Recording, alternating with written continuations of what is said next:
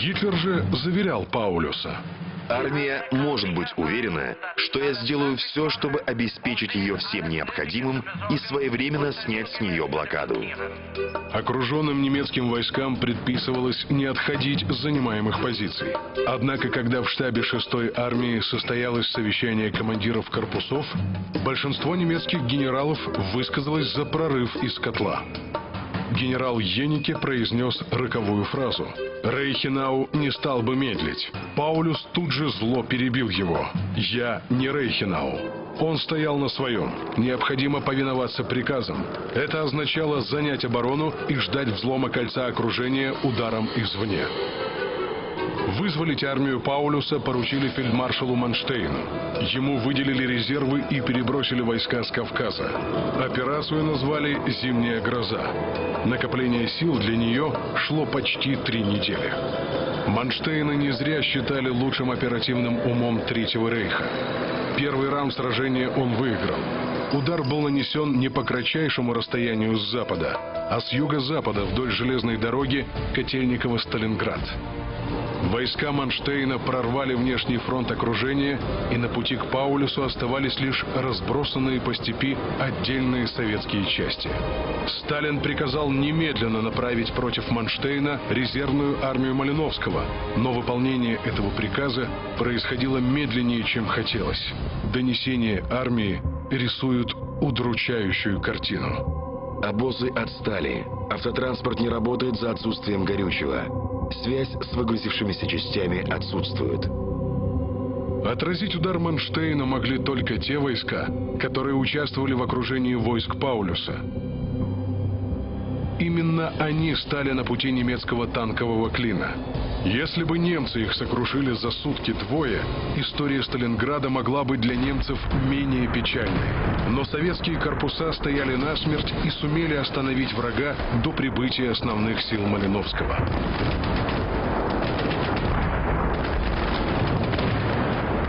Начальник штаба Манштейна генерал Шульц пытался уговорить Паулюса пробиваться навстречу. Ваше наступление должно начаться чем раньше, тем лучше. Нельзя ждать. Из котла ответили уклончиво. Мы доложим, когда сможем начать наступление. Паулюсу уже не хватало решимости идти на прорыв. Он все больше впадал в апатию. Вскоре войска Манштейна были не только остановлены, но и оттеснены на запад. Провал операции «Зимняя гроза» не оставил надежд на спасение у окруженной в Сталинграде армии. Операция по уничтожению окруженной в Сталинграде армии Паулюса получила кодовое название «Кольцо».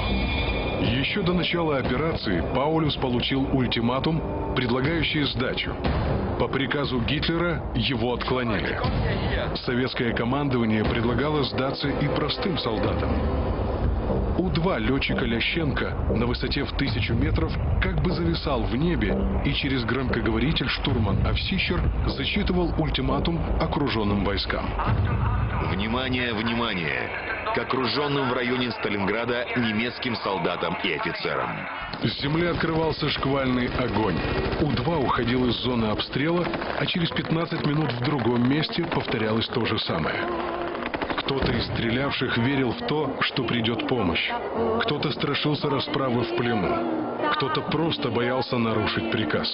Несмотря ни на что, в котле не переставала работать система поддержания дисциплины. Расстреливали за трусость, дезертирство, за кражу продовольствия и мародерство.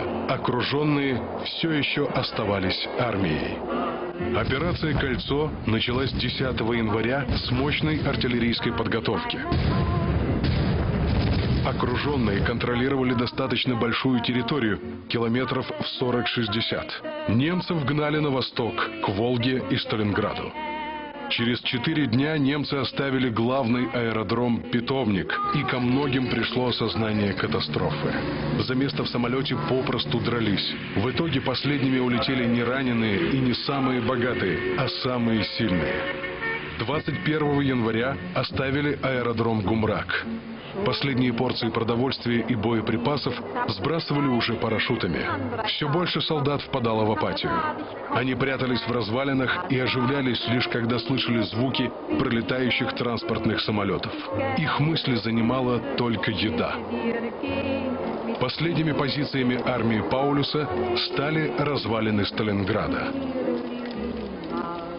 24 января Паулюс обратился к Гитлеру с донесением, в конце которого были такие слова. Чтобы спасти жизни тех, кто еще остался, армия просит разрешения на немедленную капитуляцию.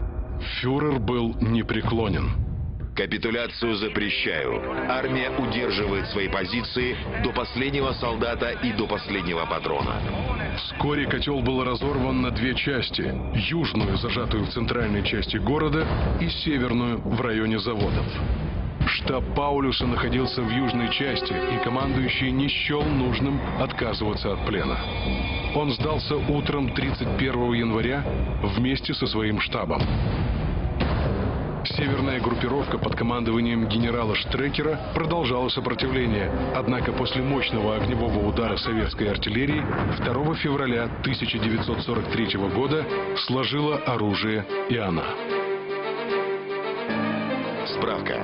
В ходе операции «Кольцо» захватили пленными 91 тысячу человек, 6 тысяч орудий, 1500 танков, 80 тысяч автомашин и другое имущество. Разгром армии Паулюса и двух румынских армий заставил Германию содрогнуться от ужаса. По всей стране был объявлен трехдневный траур. Во фронте, который казался незыблемым, образовалась гигантская дыра. Этим немедленно воспользовалось командование Красной Армии для широкомасштабного наступления. Последовательно пали итальянская и венгерская армии на Дону. Началось поспешное отступление немцев с Кавказа. До бакинской нефти Гитлер так и не добрался. К моменту, когда Паулюс капитулировал, советские войска уже вышли на позиции, потерянные летом. Зимнее наступление остановилось только в марте 43-го. Советские войска взяли Курск. Через несколько месяцев их ожидало следующее решающее сражение Великой войны.